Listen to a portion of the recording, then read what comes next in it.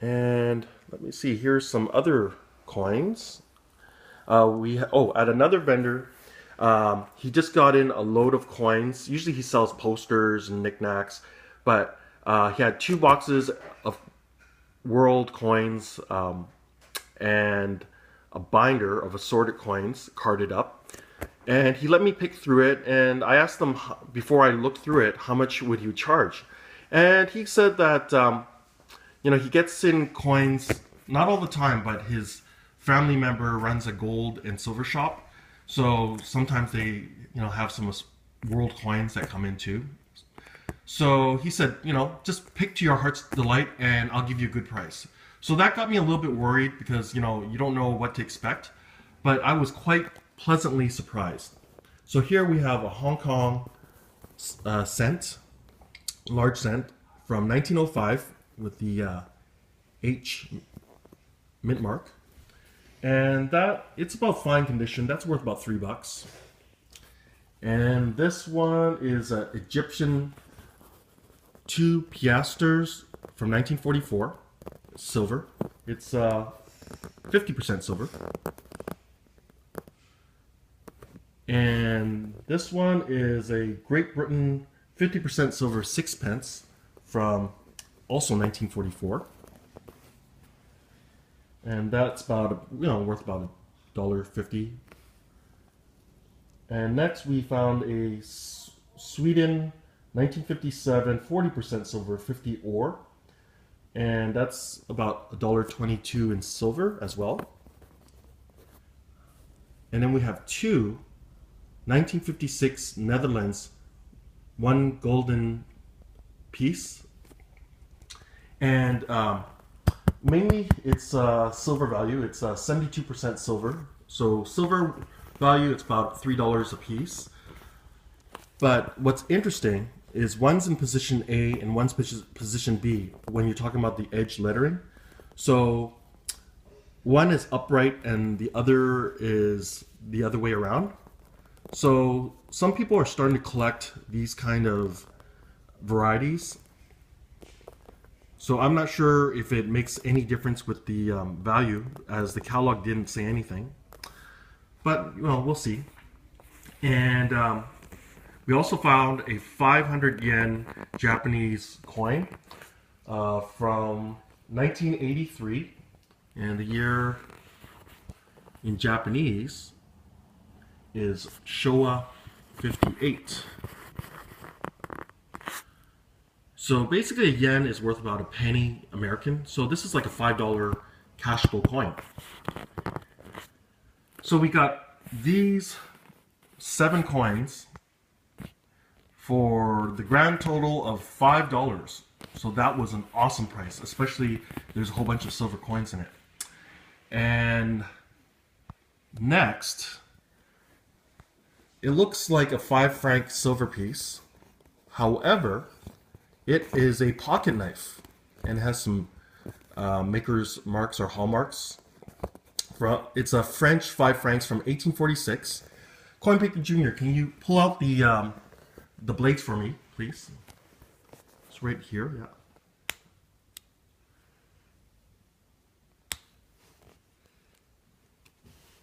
So they're all little curved blades. There's a nail filer, a little knife, and on the other side, I believe there's a pair of scissors.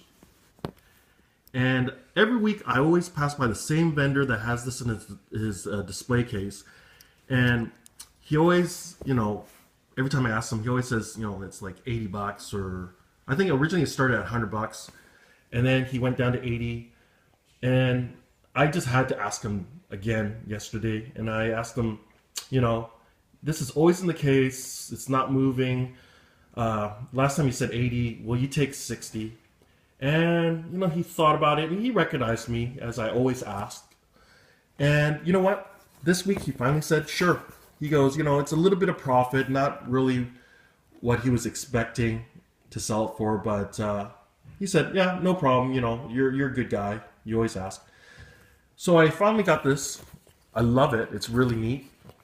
And it was probably made during the 60s or 70s. And it's basically, they took a antique coin shaved off the face and, well, basically a verse and reverse, and slapped it onto a coin-shaped pocket knife. And it was a legitimate, basically a company made these en masse, as there's these company chop marks. They still make them today, but not as fancy. And I'd say online, usually these go for about $100. So he was spot on originally on the price. But for $60, this was a steal. And this will be going into my personal collection. And then we finally went to a table that every week we always check it out. You know, he has these $1 and $2 antique items and vintage items. So I'm figuring it's like from antique show cast-offs or, you know, leftovers. So we got this Chinese vase, and it's very nice looking. The colors are nice. It's hand painted. But I know it's not too old because it does say China on the bottom, but it looks like it's been stamped on. So it could have been local market or for export market, because they could easily change the chop. And got this for $1. So, you know, it's probably from the 60s, you know, maybe 70s. But for $1, you can't go wrong. And I estimate it to be worth at least $20, maybe even $30 to the right person. And funny story about this one from the same table. This was only $2, and it's basically, it is a Limoges Castel porcelain advertising display, or it's like a retailer's display. So when they sell Limoges porcelains, they would have this next to it, basically, you know, prominently displaying the name of the manufacturer and where it's from. So it's really neat. So I guess retailers would get one of these as long, you know, with their shipments. And only for $1. And I checked online, and these things people are asking about $35 American for. So that was dirt cheap.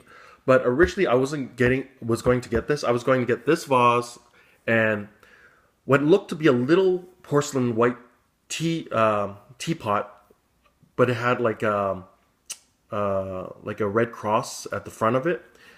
And I thought it was, you know, maybe some sort of like turn of the century eye wash station. Let's say, you know, you're working in a factory and you get something in your eye, so you just sort of pour water out of the spout into your eye to wash it. But when I bought it, I think it was listed for $3, and I asked them, you know, to take $2.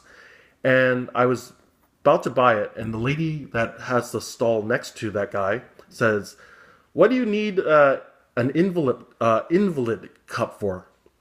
Invalid cup. I was thinking, huh?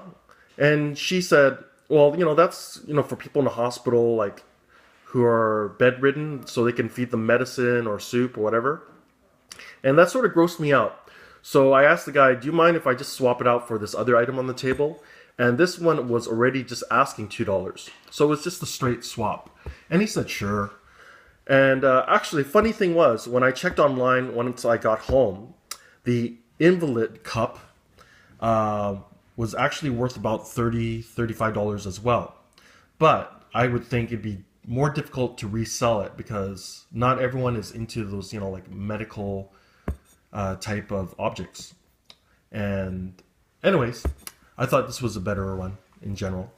But I hope you enjoyed this video. Just getting a bit on the long side, but we definitely scored. I would say, excluding the trade, if you're just counting, let's say, all these items, I paid $67 for, and I evaluate them to be about $241.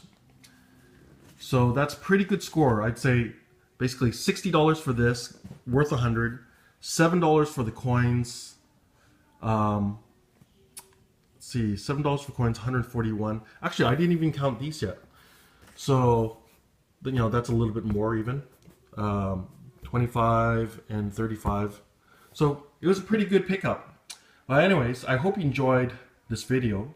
Please rate, comment, and subscribe. Coin Picker and Coin Picker Jr. out.